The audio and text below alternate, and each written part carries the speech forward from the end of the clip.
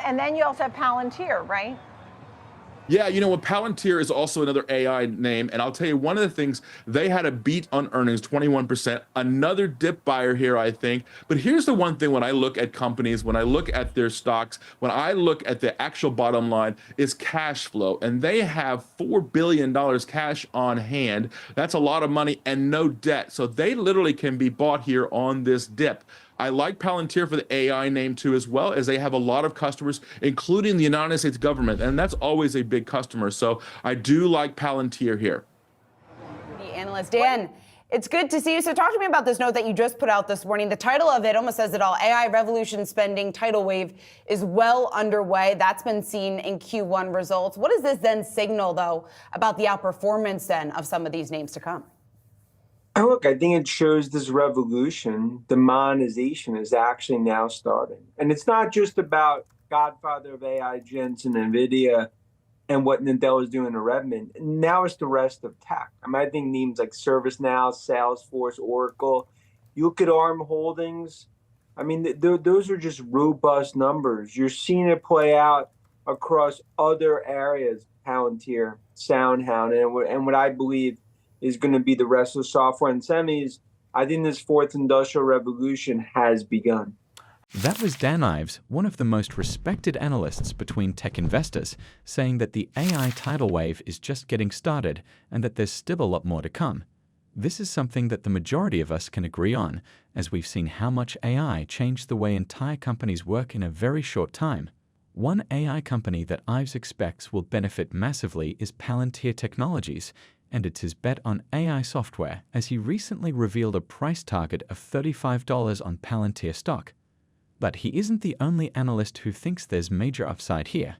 In fact, Citi analyst Tyler Reck recently boosted his Palantir price target, and he has clearly done his homework as he presents a very solid bull case. So let's take a look at his bullish price target, as well as why he thinks Palantir stock has great upside. Additionally, we'll talk about some other big institutional investors who also decided to upgrade their Palantir stock ratings. But before we do that, if you want to keep up with Palantir's latest updates and keep up with the stock market's latest news, you can follow our Twitter account. We post multiple times daily about the biggest changes and catalysts in the market, so click the follow button if you don't want to miss the newest market updates. Now, back to today's video. Welcome back to Next Gen Investing. I'm joined by my co-host for the day, Dan King Hall, as well as now George Tillis, Senior Markets Correspondent for the network. So, George, we'll start off with Palantir here as it's down about 2.7% today. I actually saw a different chart and saw that we're seeing more selling, unfortunately, in Palantir than I initially thought. But adding to its almost 12% move lower this week, what's driving the selling? Well, honestly, I think what's going on with Palantir is that overall the earnings was actually really good. They came in line for earnings per share at 8 cents per share. Sales were higher by about 21% year over year. They beat the estimates. But I think there's nothing wrong with the stock. If you ask me, the movement to the downside is appropriate. And the only problem was the guidance. The guidance wasn't raised higher. They actually came in pretty much in line for sales. And I didn't see any adjustment to earnings guidance for the most part. Still, they're estimated to earn about 33 cents for the full year of 2024. And then if you go to 2025, 39 cents. So what we're actually seeing here is indicative of, I think, some of the periphery technology names, which, over the past week or so, we've been in a correction. Some of the periphery names, I'm going to throw in Trade Desk, HubSpot, just to name a couple.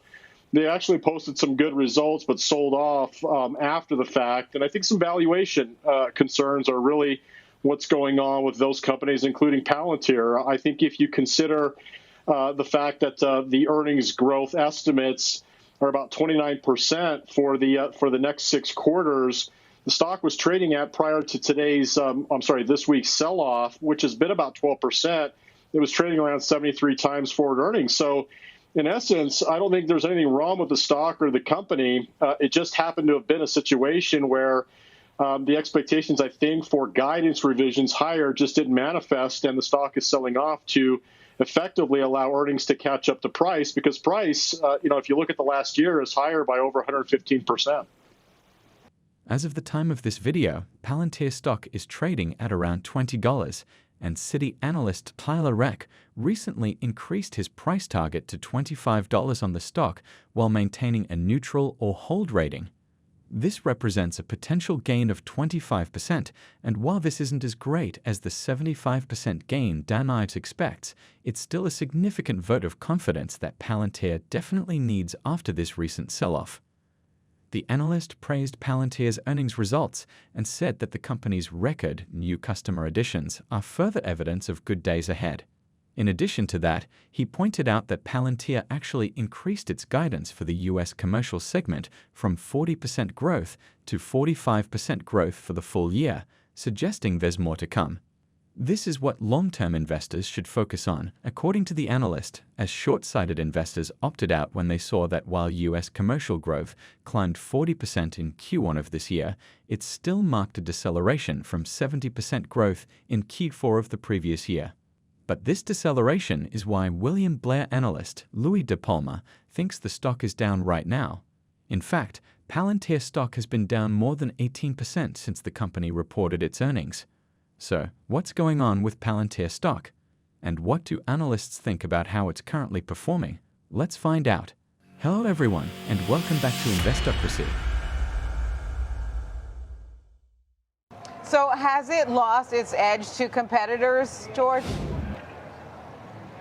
No, I don't think so. Yeah, so that's my point. I think that the pullback we're seeing in the stock is really appropriate considering the earnings. And in fact, if you look at the breakdown, because Palantir really was born as a government, analytics software provider from the government sales, they're now growing their commercial business quite a bit. In fact, their commercial business is close to 50% of sales. And it's been growing considerably as a larger percentage of their government revenue. So their government revenue is relatively stable. That's still growing around 15 to 16%. Commercial revenue is growing in the mid 20% range. They're generating positive net income. They're generating positive free cash flow.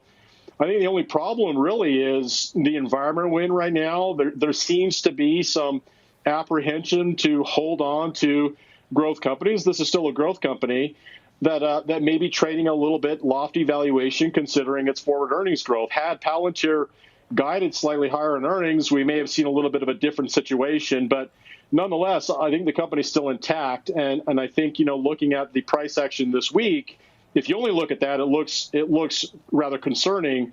But in the larger context, the overall trend is still intact. Yeah, and that's a good point, George. And I think that these weeks, it's like, this volatility, it's not necessarily unusual for Palantir. So maybe try to shake things off, and at least we know the lowered expectations going forward. But we will leave it there. It's not just Citi and Wedbush that are seeing an upside for Palantir stock in the future. In fact, HSBC also raised its price target on Palantir stock to $23, and D.A. Davidson raised its target to $24. There's also the CEO of ARK Invest, Cathie Wood, who always buys the dip on Palantir shares. And she actually bought roughly 1.35 million shares of the stock just a few days ago. Additionally, the Street Pro's Stephen Guilfoyle said that we will search for a long time before we find another balance sheet as clean and strong as Palantir's. He also added that he really doesn't think that we are in the 7th, 8th, or 9th innings of Palantir's run. Instead, he honestly believes that we are in the 2nd or 3rd inning and that Palantir eventually becomes if not the dominant player in big data analytics. Finally, Raymond James increased their target price on Palantir Technologies from $22 to $25 and gave the stock an outperform rating. With all of these analysts expecting a great future for Palantir, it seems like investors actually made a mistake when they sold their shares after earnings, but this could be a great buying opportunity for investors who are interested in the stock. So let's talk about Palantir's future growth prospects. The South Korean embassy recently posted a picture on Twitter that showed something very interesting, and that is a prototype of the autonomous Navy ships that Palantir is building with Hyundai. There's probably a long way to go before we get to see the finished product, but according to Allied Market Research, the global market for unmanned surface vehicles, or USVs, is expected to surge to $2.7 billion by 2032. And since Hyundai said that it plans on leading the USV market with its partnership with Palantir, the AI software company is set to benefit greatly from this. Additionally, if Palantir's partnership with South Korea pays off, many other countries might get encouraged to start using Palantir's services, accelerating the growth of the company's slowing down government side. Another important thing worth noting is that Palantir's customers are signing bigger deals.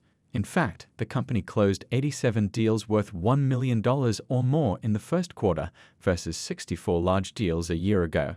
This improvement in deal activity and the new customers Palantir has brought into the fold explain why its remaining performance obligations, or RPOs, increased 38% year over year to $1.3 billion. RPO is the total value of a company's future contracts that it has yet to fulfill. So, the faster growth in this metric compared to Palantir's revenue means the company is building a solid revenue pipeline. However, Palantir also pointed out that its RPO primarily consists of commercial business, and it doesn't account for short-term contracts that have terms of less than a year.